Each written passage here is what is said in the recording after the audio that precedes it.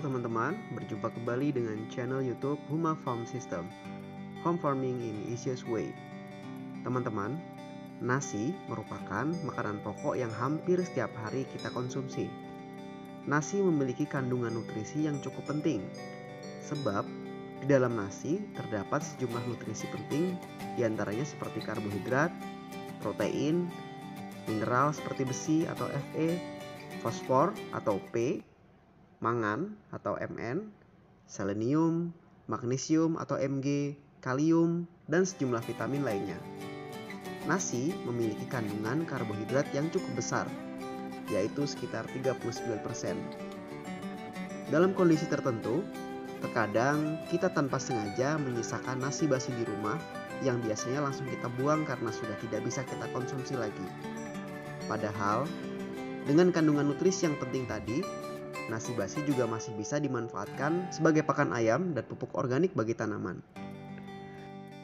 Gula yang terkandung pada nasi merupakan sumber energi bagi mikroorganisme yang ada di tanah untuk berkembang biak dan bereproduksi, sehingga dapat membantu tanah kita untuk memperbaiki strukturnya, baik secara kimia maupun biologi.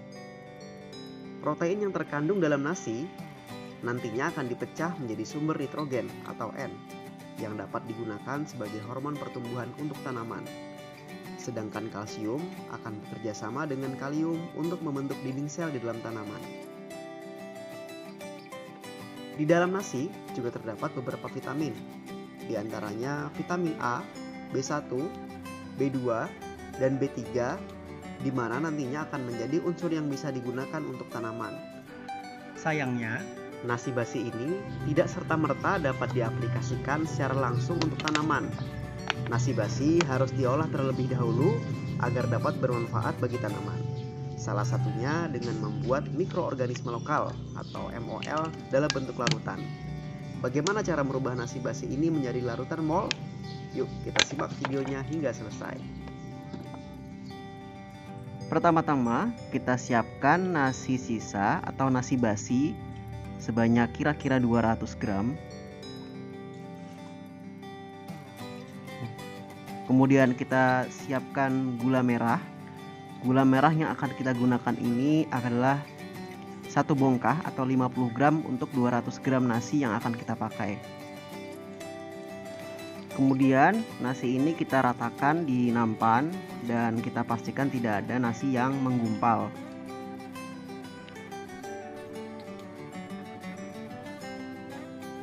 Selanjutnya, nasi ini kita simpan di tempat yang tidak terkena sinar matahari langsung dan juga tempat yang aman dari gangguan hewan-hewan seperti tikus atau ayam dan lain sebagainya. Sehingga nantinya jamur bisa tumbuh di nasi yang kita simpan ini dengan baik.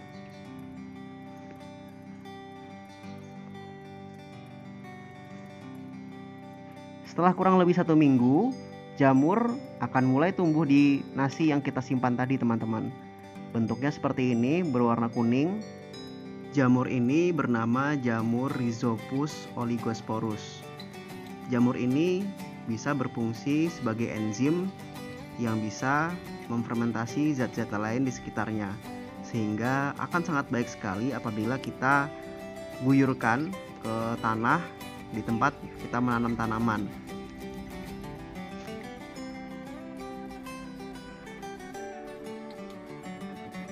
Selanjutnya kita larutkan 1 bongkah gula merah atau sekitar 50 gram dengan air dengan perbandingan 1:1. Kita berikan air supaya pada saat kita menghancurkan gula merah ini bisa lebih mudah ya teman-teman. Kita ulek atau teman-teman juga bisa memanaskannya di atas kompor. Pada intinya yang penting gula merah ini bisa larut dalam air atau bisa kita campurkan secara merata ke larutan yang akan kita gunakan nantinya.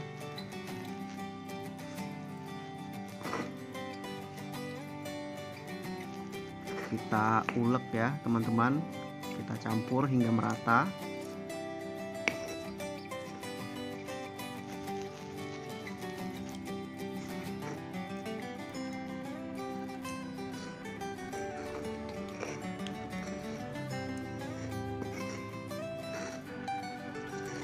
Bila gula merah yang digunakan cukup banyak, apabila teman-teman ingin membuat larutan mol ini cukup banyak, mungkin teman-teman bisa merebus gula merah ini dengan air dengan memakai perbandingan 1:1 supaya lebih mudah dan praktis.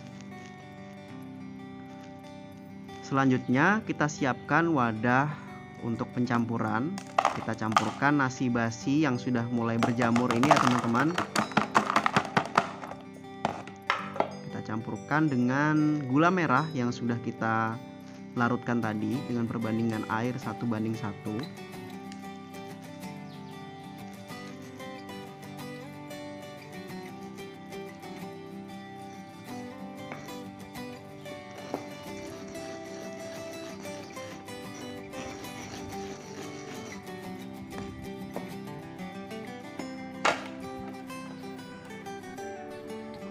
Kita masukkan gula merah yang sudah kita larutkan tadi.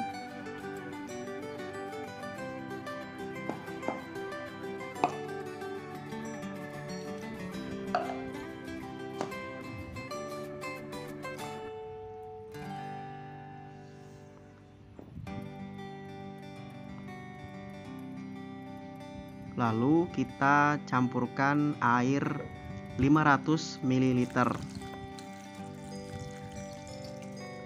Untuk setiap 200 gram nasi basi yang kita gunakan, kita menggunakan perbandingan 500 ml air ya teman-teman. 500 ml air per 200 gram nasi basi yang kita fermentasikan. Sebagai contoh, mungkin bila teman-teman ingin membuat 1 kilo nasi basi, fermentasi nasi basi, mungkin teman-teman bisa menggunakan air sebanyak 2,5 liter.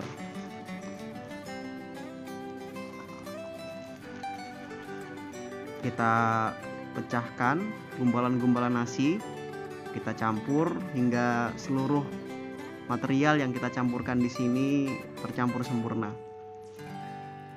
Kita aduk-aduk terus ya teman-teman.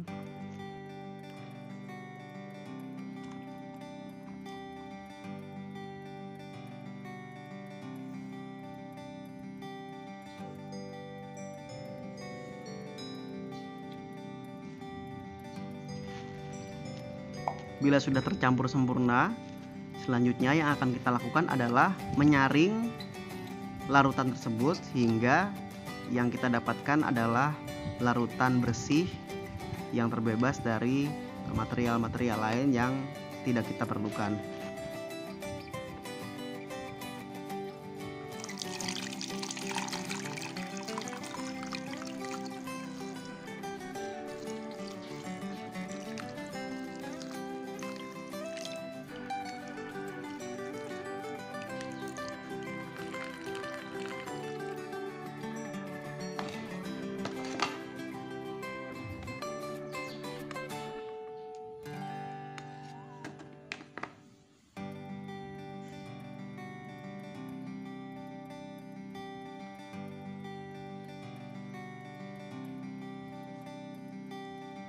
Selanjutnya, larutan yang sudah kita saring, kita tuangkan ke dalam botol plastik bekas air mineral ini teman-teman.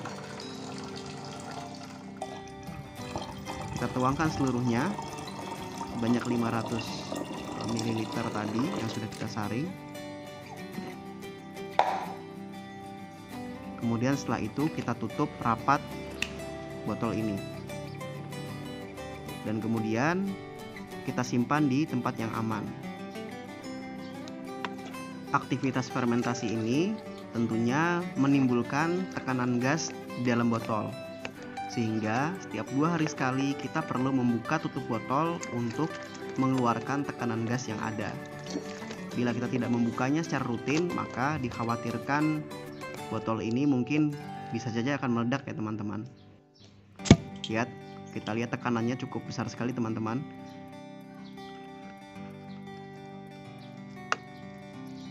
Dan selain itu, kita juga perlu mengocok-ngocok botol ini agar seluruh material tercampur secara sempurna. Setelah kita simpan selama kurang lebih 1 minggu, ini adalah cairan atau larutan fermentasi nasi basi yang sudah jadi, teman-teman. Tanda-tanda fermentasi kita berhasil adalah baunya mirip seperti bau tape.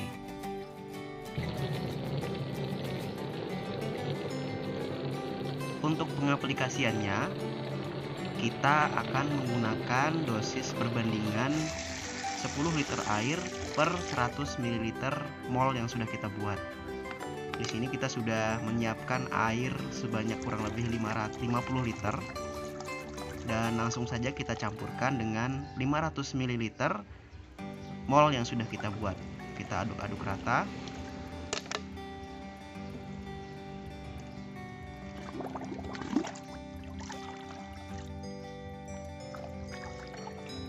Setelah tercampur sempurna, larutan ini bisa langsung kita siramkan ke tanaman dengan dosis 200 hingga 300 ml per tanaman.